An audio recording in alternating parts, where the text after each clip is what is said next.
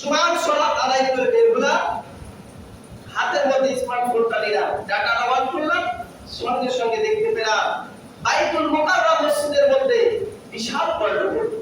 মসজিদের মধ্যে আসে মানুষ কিসের জন্য?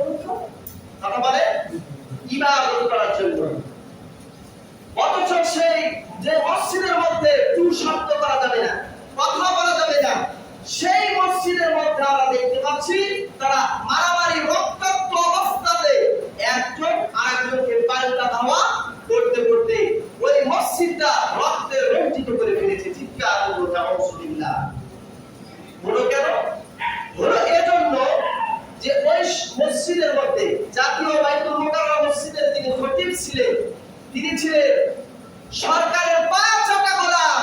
যখন সরকার বিদায় দিয়ে চলে গেছে, সঙ্গে সঙ্গে রুহুল আমিন এই খতিব পালিয়ে গেছে। আবার যখন ওই মসজিদের মধ্যে আবার খুতবা দেওয়ার জন্য অনেকদিন পর ওই মসজিদে খুতবা দেওয়ার জন্য তিনি দল মত সকলকে একত্রিত করে সাংবাদিককে নিয়ে একত্রিত করে মসজিদে ঢুকেছে।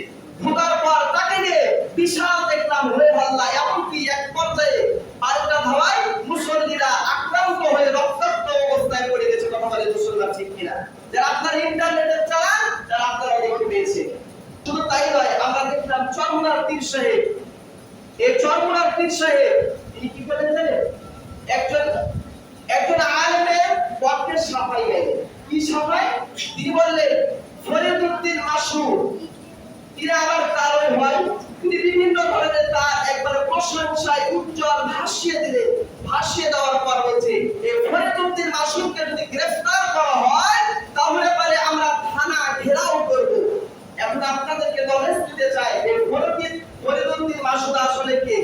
এই ফরিদউদ্দিন মাসুদ হচ্ছে সেই ব্যক্তি যিনি সাহাবাকে সর্বপ্রথম আল্লামা দেওয়ার হোসেন সাইদি হামজাহুল্লাহ বিরুদ্ধে তিনি ফাঁসির রায় চেয়েছিলেন। চিৎকার করুন নাউজুবিল্লাহ। এমনকি এক পর্যায়ে তিনি বলেছেন এই জঙ্গিকে ফাঁসির কাস্টে আদালতে প্রকাশ্যভাবে যখন ফাঁসি দেওয়া হবে তখন আমি একটা পুণ্যের কাজ করলাম। চিৎকার করুন নাউজুবিল্লাহ। এই আলেম নামের সালেমেরা সবচাইতে ইসলামের বড় ক্ষতি করেছে। কথা বলে মুসলমান ঠিক কিনা? শুধু তাই নয়, তাদের একটা উদাহরণ আমি দিয়েই আলোচনার শেষ প্রান্তে চলে যাব ইনশাআল্লাহ। এইরকম একজন আলেম ছিলেন আলা ইবনে বাওরার ঘটনা আপনাদের সকলের জানা আছে।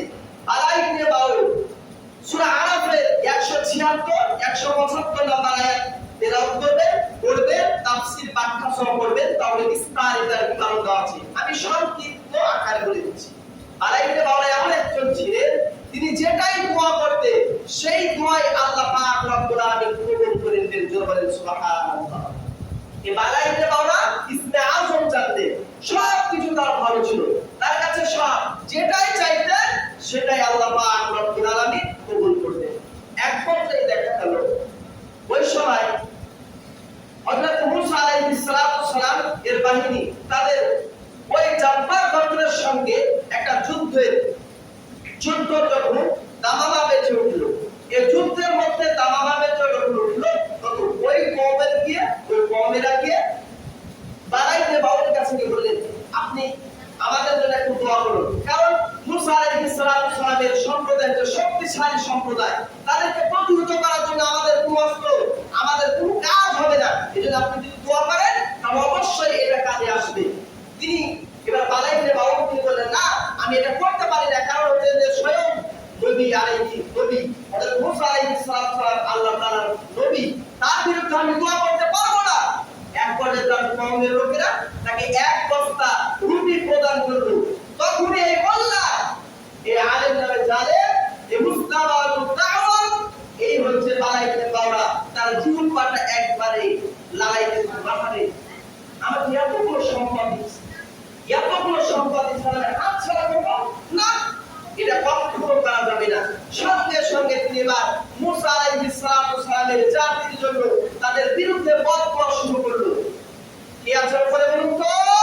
আল্লাহ পাক রব্বুল আলামিন যখনই বদদোয়া আরম্ভ করে দিল, এক পর্যায়ে আল্লাহ পাক রব্বুল আলামিন পবিত্র কুরআনুল কারীমের আয়াত নাযিল করে জানিয়ে দিল এ হচ্ছে আলেম নয়, এ হচ্ছে জালেম নয়, বরঞ্চ এ হচ্ছে ফুত্তা। চিৎকার করে বলেন নাউযুবিল্লাহ।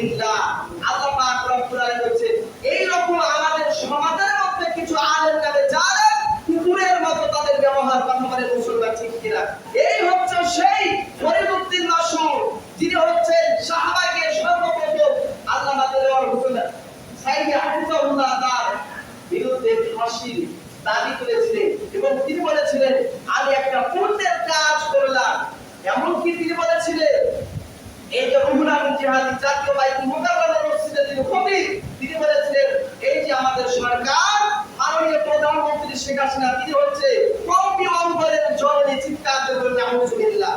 যখন এই কথা যখন বলেছেন তখনই আলেমদের ভিতর থেকে তার সকলের হৃদয়টা খান খান হয়ে গেছে। সেই দিন থেকে তারা কিছু করতে পারে না, কারণ যখনই এই স্বৈরাচার দুনিয়া পৃথিবী ছেড়ে পালিয়ে গেছে, তার রাজ্য ছেড়ে পালিয়ে গেছে, তখন থেকে এই ক্ষতি উধাও হয়ে গেছে। হঠাৎ করে কি যেন কিভাবে সে আবার বাইতুল মুকাররম মসজিদে উপস্থিত হয়েছে। সে বলেছেন এই ব্যক্তিকে যদি গ্রেফতার করা হয় থানা ঘেরাও করা হবে। আমরা বলতে চাই এই জয়ীফ চরমনার হুজুরকে, যখন আপনি এই কথা বলছিলেন তখন আল্লাহ মামুনুল হককে যখন গ্রেফতার করা হয়েছিল তখন আপনার এই থানা ঘেরাও করার কথাই দিয়েছিল, কথা বলেন মুসলমান ঠিক কিনা? যখন মুফতি আমির হামজাকে যখন গ্রেফতার করা হয়েছিল তখন আপনার এই থানা ঘেরাও করার কথাই গিয়েছিল। এমনকি আল্লামা বাবুল বলি একটা বয়োজ্যেষ্ঠ আলেম দিন তাকে পা ধরে উপর দিকে খাড়াও করে নিচ দিকে মাথাকে তাকে পিটিয়ে রক্তাক্ত পর্যন্ত করতে দ্বিধাবোধ করে নাই। আমরা সে কথা বলতে চাই চরমনার পীর সাহেব আপনার সেই সময় কোথায় ছিল থানা ঘেরাও করা? আমরা জাতি এটা জানতে চাই, কথা বলে মুসলমান ঠিক কিনা? এজন্য আলেম নামে জালেম নামে এই ব্যক্তিদের জন্য ইসলামের চরম ক্ষতিকর হয়েছে। আবার তারাই ডাক দিচ্ছে, আমরা ঐক্যের ডাক দিচ্ছি, আসো আমরা কাঁধে কাঁধ মিলিয়ে আমরা একত্রিত ভাবে আমরা সামনে অগ্রসর হতে চাই। এজন্য বিশ্বনবী রাহমাতুল লিল আলামিন তিনি ১৫০০ বছর আগে ভবিষ্যৎবাণী তিনি করে গেছেন। আর আলী রাদিয়াল্লাহু আনহু বলেন নবী সাল্লাল্লাহু আলাইহি ওয়াসাল্লাম ইউসিফু আলান নাসি সামারু লা ইয়াবকা মিনাল ইসলাম ইল্লা ইসমুহু ওয়া লা ইয়াবকা মিনাল কুরআন ইল্লা ইসমুহু ওয়া সাতিদু মা'আমিলা ফওকিয়াল্লাহু মিনাল হুদা তাহতা আযীমিস সারাই তাখুযু ফি তাওফিক ওয়া ফিহি তাউদ ওয়া আবুল বাইহাকি ফি শুআবিল ঈমান। আল্লাহ নবী সাল্লাল্লাহু আলাইহি ওয়াসাল্লাম ১৫০০ বছর আগে ভবিষ্যৎবাণী করেছেন। তিনি বলেছেন এমন এক সময় আসবে, লা ইয়াতিস জামানু, এমন একটা জামান আসবে, এমন একটা সময় আসবে, এমন একটা কাল আসবে যে সময়ের মধ্যে ইসলামটা শুধু নামে থাকবে, ইসলামের সোনালী অক্ষরগুলো শুধু নামের মধ্যে ঝুলন্ত থাকবে, অথচ বাস্তবে প্র্যাকটিক্যাল লাইফে ইসলাম থাকবে না। ওয়ালা ইয়াবকা মিনাল কুরআন, কুরআনটা সোনালী অক্ষরের মধ্যে পৃষ্ঠার মধ্যে থাকবে, বাড়ির মধ্যে থাকবে, শেলফের উপর থাকবে, তাকের উপর থাকবে, হাফেজের সিনার মধ্যে থাকবে, অথচ সেই কোরআনের একটা ব্যাখ্যা বিশ্লেষণ, এমনকি কোরআনের আইন পার্লামেন্ট থেকে শুরু করে রান্নাঘর পর্যন্ত কোথায় পৌঁছাবে না। এমন এক সময় আসবে যে সময়ের মধ্যে মাসাজিদুহুম, মসজিদগুলো হবে চাকচিক্যময়, মসজিদগুলো হবে রঙের বেরঙের, মাসাজিদুহুম আমিরাতু ওয়া হিয়া খরাবুম মিনাল হুদা। ওই মসজিদের মধ্যে ঢুকলে পারে এসি পাওয়া যাবে, ওই মসজিদের মধ্যে ঢুকলে পারে ফ্যান পাওয়া যাবে, ওই মসজিদটা যদি কাঁচা থাকে তাহলে ফাঁকা হয়ে যাবে, অথচ ওই মসজিদের মধ্যে কোনো হেদায়েত থাকবে না। শুধু তাই নয়, ওয়াফিহিম তাউদ এবং আদিমিস সামাই তাখরুজুল ফিতনা। ওই সময়ের মধ্যে দেখবে, ওই সময়ের মধ্যে সবচাইতে জঘন্য নিকৃষ্ট হবে আলেম সমাজেরা, এবং সেই সমাজের মধ্যে তাদের কাছ থেকে ফতোয়া বের হবে এবং তারা ফিতনা বের করবে, একটার পর একটা ফিতনা বের করবে। যেমন একটি তাসবির দ্বারা ছিঁড়ে দিয়ে একটার পর একটা পড়তে থাকবে সমাজের মধ্যে দেখবে, কিন্তু একটার পর একটা এক আলেম থেকে প্রত্যাবর্তন করবে, আবার তারপরে ওই ফিতনাগুলো ওই আলেমের কাছে গিয়ে উপস্থিত হবে। শুধু তাই নয়, আল্লাহ রাসূল সাল্লাল্লাহু আলাইহি ওয়াসাল্লাম আবার হাদিসের মধ্যে তিনি বলেছেন ওই সমাজের মধ্যে দেখবে সকলেই খুতবা দেওয়া শুরু করবে, এমনকি যেই যা হোক না কেন আমরা সমাজের মধ্যে দেখতে পাই মানুষেরা দুইটা জিনিস বেশি দিতে পারে। কয়টা জিনিস বলুন তো? কথা বলে কয়টি?